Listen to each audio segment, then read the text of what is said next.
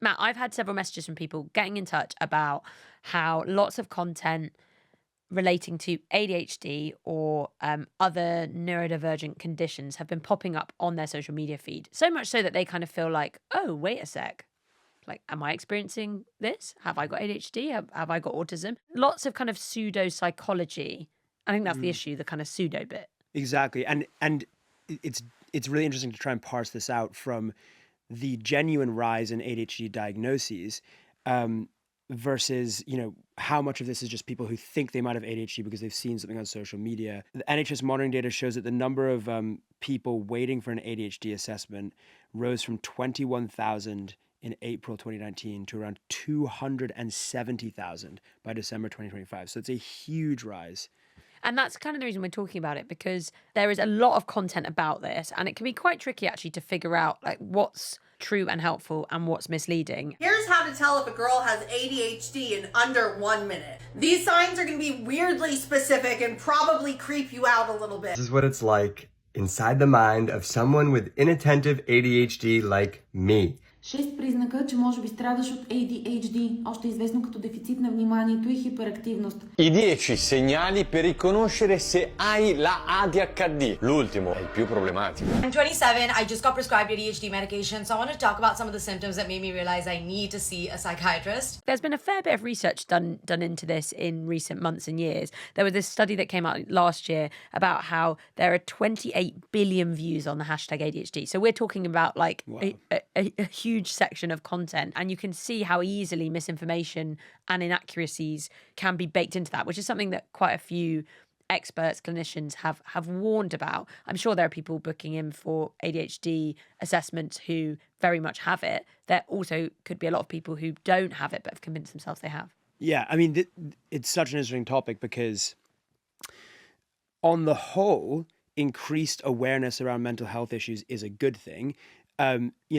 For example, the rise is in ADHD diagnoses and people seeking a diagnosis, but the population prevalence of ADHD has been constant. So there's always been around 5% of children, 3 to 4% of young people and adults in this country have had ADHD. But the number of people who are actually getting diagnosed with it is increased. So the administrative awareness, people who are actually getting the help and the... Who are essentially questioning whether they have it has increased. But obviously that jump from 21,000 to 270,000 is huge. So clearly, a lot of social media self-diagnosis is going on. And that comes because it comes from a lot of these creators are basically saying things like, if you don't clean your room and like, if you do your homework late, then like you have ADHD. And you actually do have ADHD, don't you? I do have ADHD. I got an official diagnosis of ADHD. And to be fair, I do think that like social media played a role in that actually, because it happened when I was writing my last book. And it was just so difficult. Like I've always had things, right? Like I wrote my dissertation in like basically one 24-hour period. And this is like a history dissertation at uni. That's like 0 to complete in 24 hours. It's not like you're enjoying your life more because you're not working. You're more distracted and you're more stressed out because you're not working, and you just don't have the executive function to actually like do what needs to be done, which is like sit down and actually do the thing. And it's also affected my life in like lots of other ways too. Like there was have I ever told you about like the Foxes incident? No. I mean, I don't know how much I would definitely remember if something called the Foxes incident like had been discussed. I think this is ADHD. I came home from holiday and like foxes had been living inside my house basically. And like, I remember my girlfriend's reaction when we walked through the door. I was like, no, wait, just don't come in. And she was like, what, Matt, what? And then like, I like, the first thing I noticed is there was like... Is she an AI fruit? Yeah, basically she is. So I walked through the door and the first thing I noticed is like slightly colder than normal. And my Doc Martens are like scattered across the floor. I'm like, that's weird. I pick one up, I tip it over, and like a bunch of basically piss comes out. And I'm like, what is going on? I look into the living room and it is just it's a nightmare scenario. Like there's like fox like everywhere. They were like sleeping in our bed. Like even to this day, my girlfriend's like, I can't so imagine them shrieking in the bed. Like, and they went into the pantry. The one thing they decided to eat was my like hot chocolate powder, which they could have just eaten there on the floor, but they took it over to the white sofa, the most expensive item I own, and they ate it there. and then they discovered that chocolate is poisonous to foxes, so they like threw up and diarrheaed the chocolate all over my white sofa. So it was bad for them and for me. And like I'm seeing all of this, and I'm like, oh my god, she's gonna be. And she was pregnant, by the way. She's like, I was like, please don't come any further. And she's like, what, Matt? What? And basically, I had left the back door like fully open, which is just like a small example of how ADHD can like ruin your relationships. But like it was the book thing that really did it for me. I was like, this is too hard. This is too hard. The foxes. That wasn't the last straw. Like, I had to replace everything. I got one of those guys on social media, you know, the guys who like clean sofas. And Yeah. it's like before and after. So, okay, so then I did the diagnosis. So then like, How easy was the diagnosis so process? it's really hard to get a diagnosis in the UK. The waiting list is huge. Yeah. I like managed to kind of like hack it by like doing this kind of private NHS combo situation. They do things like they make you sit down and you have to like do this really boring task for like 30 minutes. That was like so difficult for me. And then they like film you while you're doing it. They do lots of questionnaires about how it affects your life. One of the things they try and establish is whether you had the symptoms in childhood rather than just in adulthood, because it's a developmental disorder, so it's always there, right? So that's what if you think that ADHD is on the rise because like we are spending too much time on our phones, more distracted, or whatever, ADHD couldn't be on the rise because it's a developmental disorder. So you have to have always Yeah, exactly. had ADHD. But like then they were like they gave them medications, and I tried taking them for a bit, but you can take it and then you can stop. But then when you stop taking it, say in the evening or whatever, like you just feel terrible. So yeah, basically I haven't taken the medication since. So if you listen to Top Comment, you are getting raw, unmedicated Matt Shea's ADHD brain directly into your ears. With or without foxes. Yeah. I've gone down the ADHD rabbit hole on my social media feed before, where someone pops up and they say something to you like, you know, do you do these 5 things? And then you're going through and you're like, oh, well, maybe I do that, or I do this. And then you find yourself being like increasingly targeted with that kind of content and other kind of adjacent type content as well, like about other forms of neurodivergence, etc.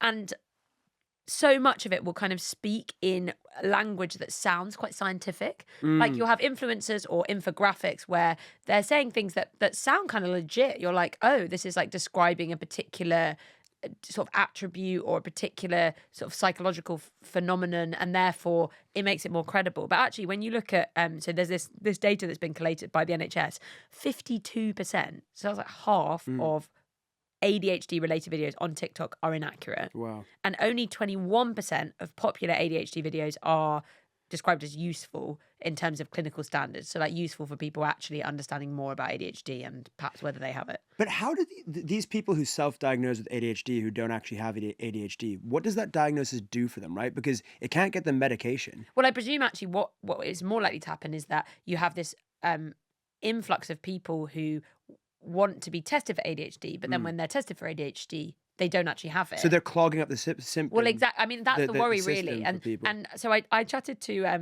a woman called Melissa Basol. She's this social psychologist who worked at Cambridge University. And it was one of the things she highlighted straight away. Actually, the harm here is that you're clogging up a system where loads of people then think, oh, maybe I do have this. Some of them will, but like quite a lot of them won't. And then that means people who actually would massively benefit from having an ADHD diagnosis and being on medication, or at least being able to recognize that they have ADHD, aren't able to get that assistance as quickly as they otherwise would be able to. And one of the things that she highlighted when I chatted to her was about essentially what a lot of the content will do is hook you in by describing things that lots of people do. Yes. People with ADHD possibly do them, perhaps more so than people who don't have ADHD, but things that like losing your keys or leaving your straighteners on or whatever it is. And then you find yourself going down that kind of like BuzzFeed-esque quiz, like, I have? But everyone loves a quiz. Everyone loves a quiz, and they love a quiz about themselves. Content, I find, can almost be horoscope-like in the sense that it resonates with all of us. And I think there's something really interesting happening psychologically in that once we are primed, we tend to look for and notice instances that fit that belief. If we are beginning to wonder whether we have some undiagnosed mental health condition, our brain starts hunting for cues that confirm it. And repeated exposure to content telling us why we might be underdiagnosed doesn't just nudge us towards the belief. it can actually make the belief feel more true because the repeated exposure itself creates an ease with which we process something familiar, and that often gets misread as accuracy. If know- you're a man, I guarantee if you're a man, you're getting this like, what metabolism are you? Are you the wolf, the dolphin, or like the lion? And it's like, Yeah, how whereas you should change I your always life get based like, on what that. attachment style are you? Like, are you Yeah. avoidant? Are you anxious? Are you disorganized? And a lot of it, I think, is a really understandable, like innate human thing, which is we want to better understand ourselves. You just described how the process isn't straightforward and is something that can often happen later in life or doesn't necessarily happen when you're a kid. One of the things that Melissa describes is how specific groups of people, particularly women, for example, are historically more likely not to have been diagnosed with ADHD, or how ADHD presents in those groups of people isn't as well known. Yeah. And that contributes to then those groups of people seeking out that sort of content and engaging with it because actually they feel like they haven't been listened to or understood by medics and other people who could have diagnosed them. Many of these conditions, and in particular ADHD, is often underdiagnosed and misdiagnosed. There's a gendered aspects to it, but also for people of color. There's a real element where the usual source of information and care carry access barriers for exactly those groups, and content on social media feels more accessible and more relatable. There are, of course, financial and logistical barriers to all of that. And so getting an appointment or finding someone who understands you and your lived experience, especially if you hold marginalized or stigmatized identities, are huge gaps that we still need to address, and that social media is, for many people, the first time their experience is reflected back to them. And one of the other reasons this seems to be happening is because of this in-out group thing, which we've chatted about on Top Comment before, and is essentially how algorithms, recommendation systems sort us into groups. And that's really powerful because you find a community and an identity, and there's a lot of kind of engagement and confirmation bias that exists in that world you become a part of. Belonging is one of our most intrinsic needs as human beings. And yet, in a world of extreme connectedness, we are also seeing record levels of loneliness and social isolation. And when we see people we like and trust, whether that's our actual friends and family and acquaintances online, or influencers and public figures we've formed parasocial relationships with, we're very likely to trust what they tell us. Identifying with a diagnosis can become a genuine source of belonging. Suddenly, there's a community that recognizes you, a shared language, an explanation that finally fits. That's often a really good thing, but it also means questioning the content can start to feel like questioning the community or even questioning yourself. And once a belief is bound up with belonging, it's much harder to hold up to scrutiny, I think, because now there's a real social cost to doubting it. I've seen this more around autism than ADHD, but this idea of like really enjoying identifying as autistic when you don't have an official diagnosis but you self-diagnose. Like there's a whole like self-diagnosed autism community online, and yeah, it to some people has become a kind of in-group cool factor, an identity for them. The whole idea of the word neurodivergent, it's like instead of marginalizing people, it's saying like you're you may be different, And that can be a positive thing. and can be a positive thing. Also, being normal is something we chatted about on the last episode of Top Comment, when we were talking about the maxer space and like maxing. Yeah. Like on social media in particular, but that's bled out into the real world. No one wants to just be like average. Yeah, yeah. They want to be like something, and they Yeah. want to like max it out. It feels like it's kind of part of that. It's like, I don't want to just be like the average person. Yeah, absolutely.